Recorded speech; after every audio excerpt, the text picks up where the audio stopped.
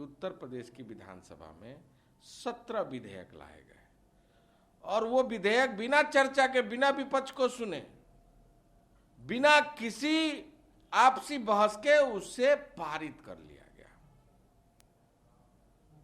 जहां उस पर चर्चा करना चाहिए था, उत्तर प्रदेश के लिए आज जो महत्वपूर्ण विषय था, कोरोना की महामारी पर हम चर्चा करना चाहते थे, कानून व्यवस्था पर चर्चा करना चाहते थे, बाढ़ के मुद्दे पर चर्चा करना चाहते थे, डॉक्टर कफील खान के रिहाई पर चर्चा करना चाहते थे, जहां नौजवानों के रोजगार पर चर्चा करना चाहते थे, 69,000 शिक्षक भर्ती में एमआरसी लागू करके दलित पिछड़ों के अधिकारों का जो हनन हो रहा है उस पर हम चर्चा करना चाहते थे, किसान आत्महत्या कर रहा है, यूरिया का संकट है उस पर चर्चा करना चाहते थे, बुंदेलखंड की समस्याओं पर चर्चा करना चाहते थे, डीएचएफएल, पंचायती राज ग्रांट और सहकारिता विभाग के घोटाले पर हम चर्चा करना चाहते थे।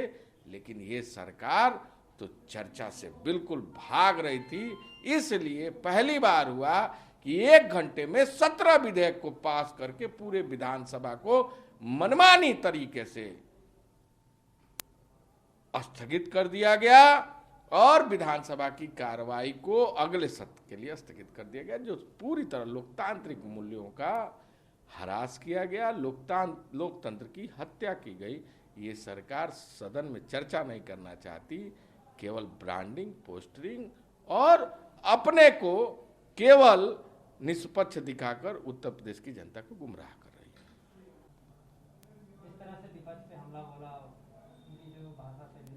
मुख्यमंत्री एक संवैधानिक पद है और संवैधानिक पद पर बैठा व्यक्ति अगर इतना छोटा शब्दों का इस्तेमाल करे, जहां वो कहे उत्तर प्रदेश के विधानसभा जो लोकतंत्र का मंदिर है उसमें उत्तर प्रदेश को गुमराह करे, कोरोना महामारी में 2 मंत्री इस बीमारी के चपेट में आकर काल के गाल में समा गए, उस पर इस मुख्यमंत्री ने चिंता व्यक्त नहीं की। उत्तर प्रदेश के कानून व्यवस्था पर चिंता व्यक्त नहीं की, महिलाओं की सुरक्षा पर चिंता व्यक्त नहीं की।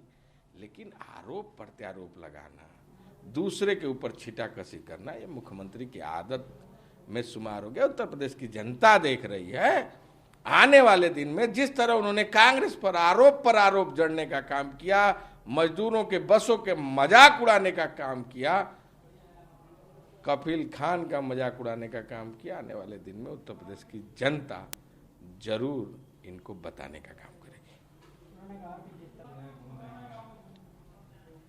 इस लोकतंत्र में अभिव्यक्ति की आजादी समाप्त हो गई है।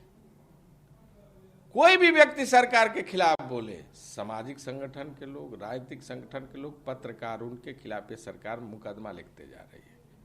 आपको याद होगा अभी तमाम हमारे पत्रकार साथी जेल की सलाखों में, डॉक्टर कफील खान को जेल भेजा, मुझे जेल भेजा, हमारे माइनॉरिटी सेल के चेयरमैन को जेल भेजा, एनएसयूआई के साथी को जेल भेजा, अभी हमारे प्रवक्ता अनूप पटेल को जेल भेजा है। ये सरकार लगातार दमन की राजनीति कर रही है। कांग्रेस का कार्यकर्ता डरने वाला नहीं, झुकने वाला नहीं, इस सरकार के खिलाफ मजबूती के साथ संघर्ष करेगा।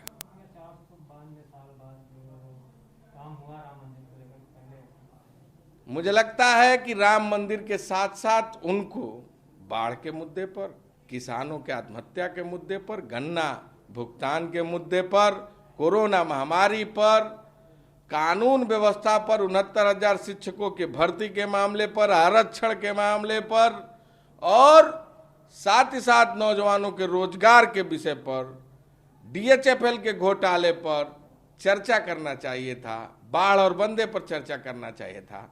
लेकिन ये सरकार तो चर्चा नहीं करना चाहती। मामले उत्तर प्रदेश के कुछ और हैं और दूसरे रास्ते के तरफ ये चलाना जानती है। उत्तर प्रदेश की जनता देख रही है, आने वाले समय में जरूर बताने का काम करेगा। जी बिल्कुल, ये तो सरकार की साजिश का शिकार हुआ पूरा विपक्ष। 2 दिन कंडोलेंस में, 1 दिन सत्र चला और 1 दिन के सत्र में मात्र 1 घंटे में 17 विधेयक पास कराकर उत्तर प्रदेश के लोकतंत्र की हत्या हुई, संविधान की हत्या हुई।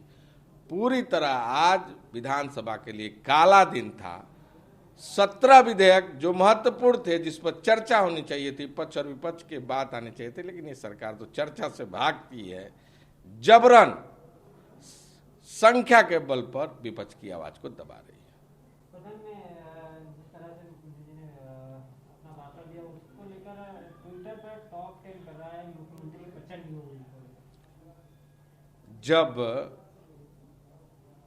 कुछ एक सेकेंड, कौन से लोगों को, जिस तरह सदन के बाद मुख्यमंत्री जी का ट्विटर पे टॉप 10 कर रहा है, मुझे लगता है कि उत्तर प्रदेश के सबसे निकृष्ट, सबसे ज्यादा उत्तर प्रदेश के लिए कष्टदायक और सबसे ज्यादा उत्तर प्रदेश में अगर किसी मुख्यमंत्री का ग्राफ गिरा है तो योगी आदित्यनाथ का गिरा है। ट्विटर ट्रेंड तो केवल एजेंसी लगाकर और पेड वर्कर खड़ा करके कराया जा सकता है, जो किसी के नाम पर हो सकती है।